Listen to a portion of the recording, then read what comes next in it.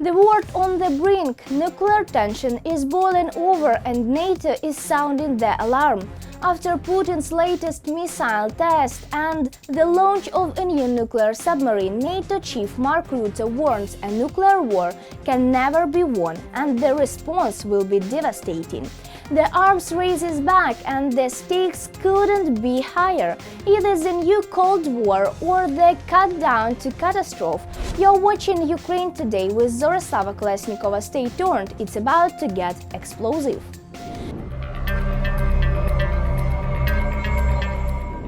NATO Chief Mark Rutte issues nuclear warning to Putin. A nuclear war can never be won. NATO's new Secretary General Mark Rutte has sent a powerful and unmistakable warning to the Kremlin.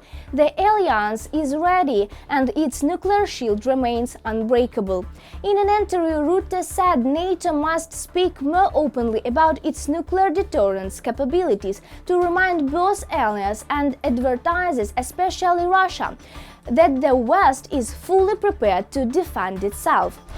When Russia uses dangerous and reckless nuclear rhetoric, our people must know there is no reason for panic, because NATO has a powerful nuclear deterrent to preserve peace.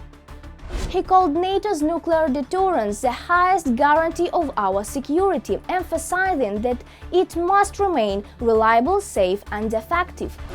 Putin must understand that a nuclear war can never be won and must never be fought. According to the NATO chief, the alliance will increase its focus on nuclear readiness and communication, ensuring that citizens across member states are aware of the strengths behind NATO's deterrence. Rutte's words come as Russia continues to escalate its nuclear threats amid failures on battlefield in Ukraine. Western intelligence has repeatedly warned that Moscow's nuclear rhetoric is aimed at intimidation, but NATO's new leadership is making it clear fear is not an option. The Secretary General also reminded that the Kremlin's ambitions go far beyond Ukraine, warning that Putin is preparing for a long-term confrontation together with China, Iran and North Korea. The threat from Putin's Russia will not end with Ukraine. He reaffirmed that any Russian attack on a NATO member would trigger a devastating response from the alliance, underscoring the unity and resolve of its members. If Russia attacks one of our members, NATO's response will be destructive. Finally, he argued allies to invest more in defense, ensuring NATO remains as strong and as ready as ever. We must continue to invest in our defense to make sure we stay strong. As tension rises and the nuclear rhetoric from Moscow grows louder, Rutte's message cut through the noise. NATO is not afraid and Putin should think twice before testing its limits. The response will be devastating. NATO Chief Mark Rutte warns Putin against any attack. NATO's new Secretary General Mark Rutte has delivered his softest warning yet to the Kremlin. If Russia dares to attack any NATO member, the alliance's response will be devastating.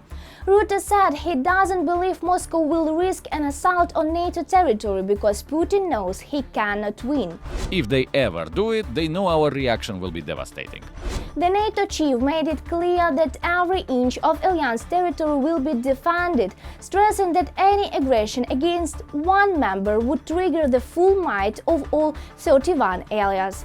If Russia or anyone else attacks Romania, they know Romania will be supported by all other 31 NATO countries, with our full naval, air and ground forces.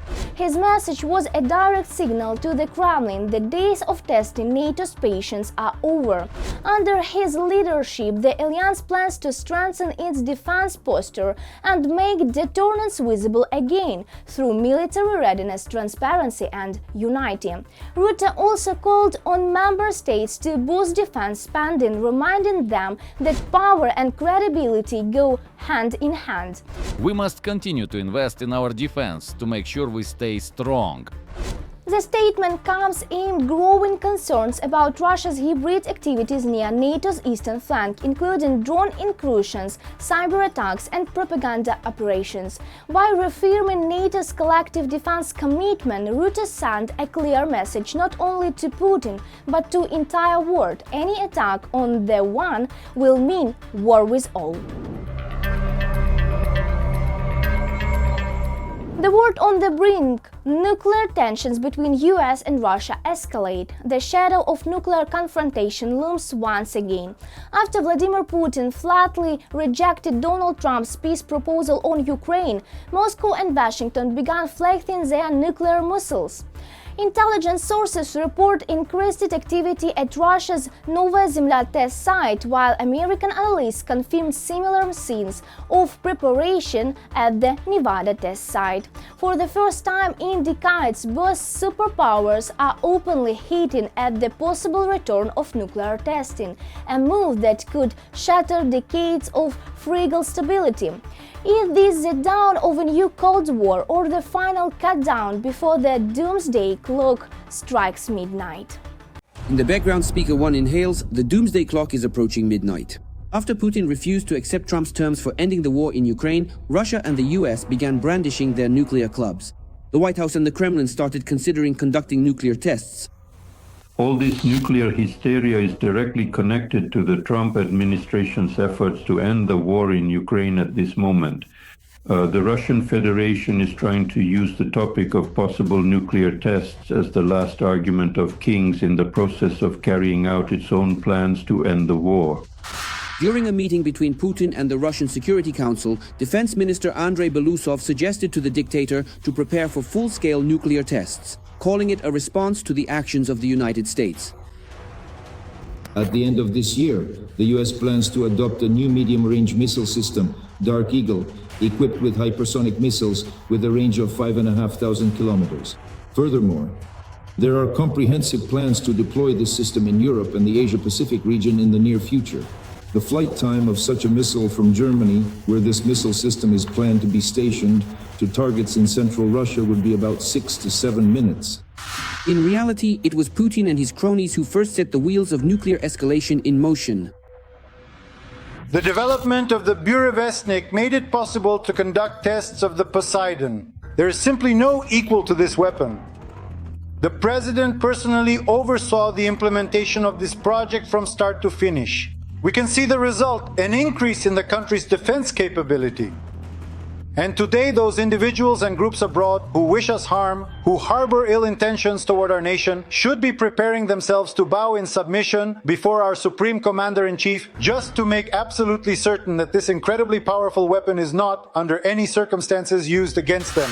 The statement by the US President about possible nuclear tests, as well as the launch of the Minuteman III intercontinental ballistic missile, were responses to the threats posed by the Burevestnik and Poseidon. Russia conducts tests, China conducts tests, but they don't talk about it. You know, we are an open society, we are different. We have to talk about it, otherwise you'll write about it yourselves. They don't have journalists who would write about it. We will conduct tests. Nuclear tests are a serious step. Officially, the superpowers have not conducted them for more than 30 years. Moscow last tested its atom in 1990, the US in 1992. The key document in the matter of mutual deterrence between the two nuclear superpowers is the bilateral treaty between Russia and the US, New START, on mutual reduction and monitoring of nuclear arsenals. The document is valid until February 2026. But in 2023, the occupying country unilaterally suspended the treaty. Currently, in nuclear matters, China has the greatest influence on Russia. Beijing has not yet had its final say. And let me remind you, it was precisely the reaction of official Beijing at the time that put an end to the Russian Federation's attempts to destabilize the international arena by potentially using tactical nuclear weapons on Ukrainian territory.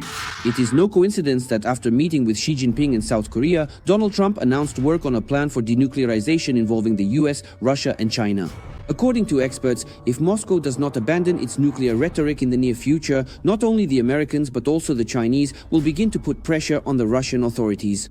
In addition to the corresponding military pressure from the United States on the Russian Federation and targeted responses, one should also expect diplomatic efforts from official Beijing.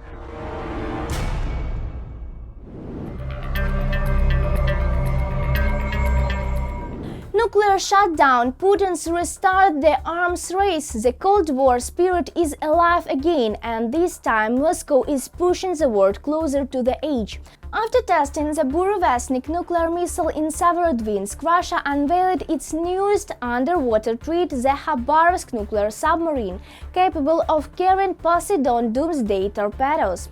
Putin is betting on fear and escalation to regain lost power. But how far will this nuclear gamble go, and will the world stop him before he crosses the line? The arms race has indeed begun. Nuclear blackmail continues. Following the test of the Burevestnik missile in Severodvinsk, a ceremonial launching of the nuclear submarine Khabarovsk was held at the Sevmash plant. The nuclear submarine cruiser Khabarovsk is ready to leave the dock. Start moving. According to Russian media, the Khabarovsk submarine can carry up to 12 unmanned nuclear torpedoes. Poseidon. Moscow claims that Poseidon is capable of operating at depths of up to 1,000 meters. And it can reach speeds of over 100 knots, making it difficult to detect and intercept. With their new torpedoes, the Kremlin's inhabitants are trying to intimidate NATO countries. The development of the Burevestnik made it possible to conduct tests of the Poseidon. There is simply no equal to this weapon. The President oversaw this project from start to finish. He accompanied the project every step of the way. We see the result. An increase in the country's defense capability. And today, those abroad who wish us harm should be preparing to bow before our Supreme Commander-in-Chief, just so that they would use this weapon. But in reality, this is just fantasy and empty bravado about yet another so-called unparalleled weapon. In reality, the Russian Navy, and especially its submarine fleet, lags decades behind its main competitor, the United States. No one even comes close. No one can compare with us.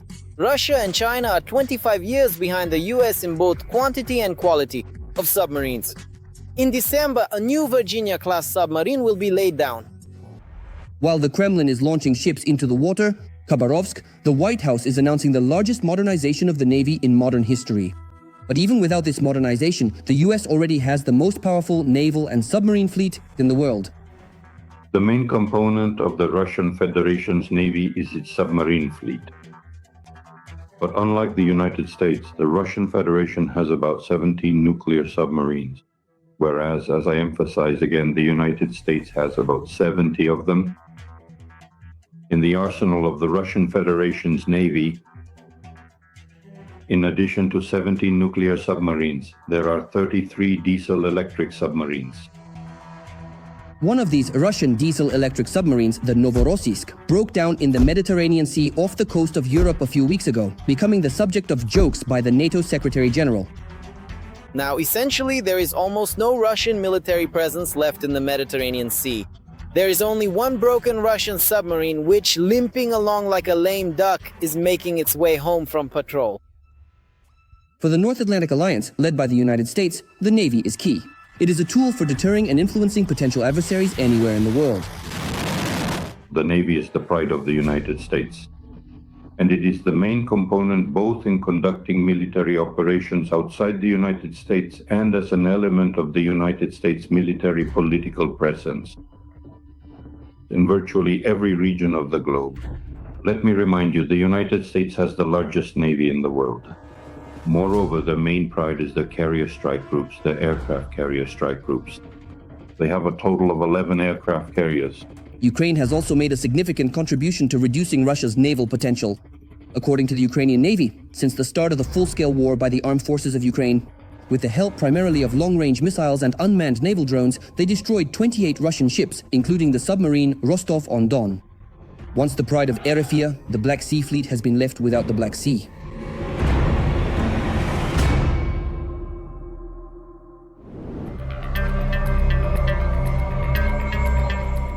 That's all for today on Ukraine Today. If you believe the truth should be louder than propaganda, like, comment and subscribe. Your support keeps us on the information frontline, exposing the Kremlin's lies and defending Ukrainians' voice in the world. Stay strong, stay informed and stay with Ukraine.